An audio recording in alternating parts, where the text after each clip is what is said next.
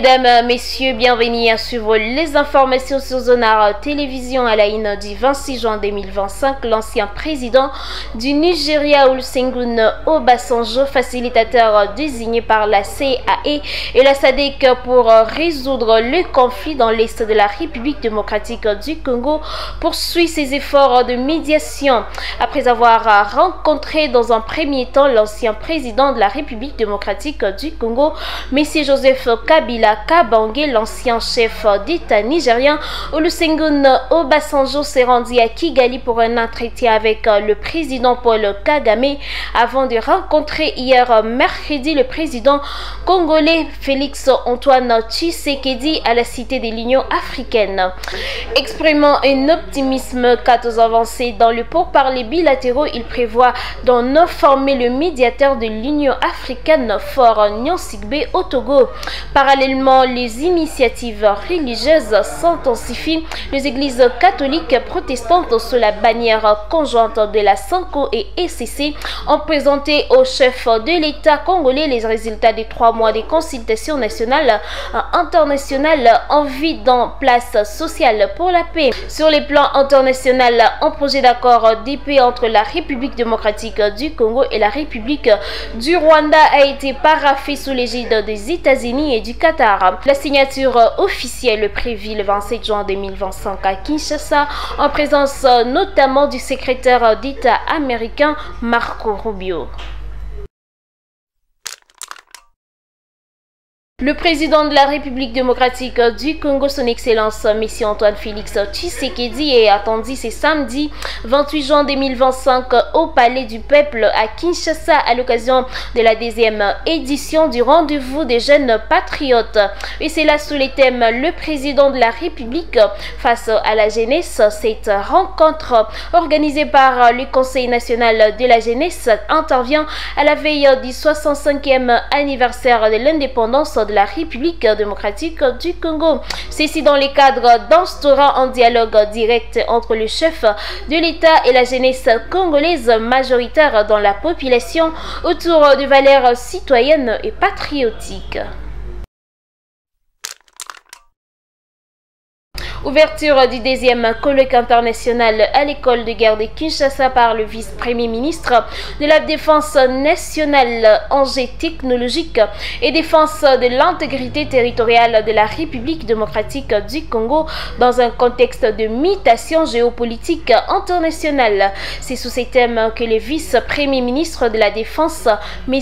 Guy Kabombo, a ouvert ce mercredi 25 juin 2025 la 2e édition du colloque international à l'école de guerre de Kinshasa.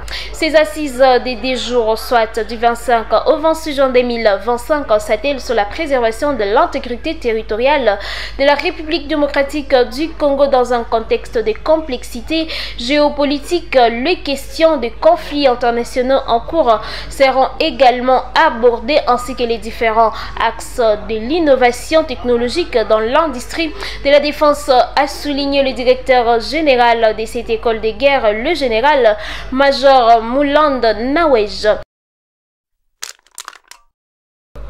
Faisons un tour à Walikale. Des affrontements ont opposé ce mercredi 25 juin 2025 le groupe armé Ndouma Défense du Congo rénové des guidons Chimirai et Ouro de Kashira Machit à Makoyi près d'Isea dans la localité de Batakwira, groupement Bafuna, territoire de Walikale au nord Kivu. Selon des sources locales contactées par Actualité.cd, des tirs ont été attendus en début d'après-midi, sémant la panique dans le village voisins. Les deux groupes armés se disputent le contrôle de Mankoyi, une zone d'exploitation artisanale d'or.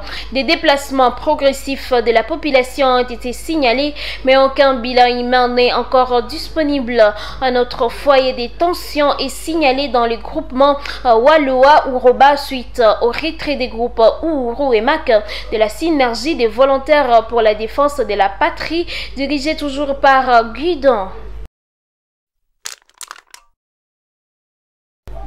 Et pour finir en football, dernière journée décisive du championnat illico cash Ligue 1. Tous ces jours, c'est 27 juin 2025, journée qui marquera la fin du championnat national d'élite Ligue 1 avec 2 matchs cruciaux à suivre de très près. D'abord avec celui du TP Mazembe face au FC Les Aigles du Congo, un match qui se jouera à Lubumbashi. Plus de détails avec Réconfort Toumaini.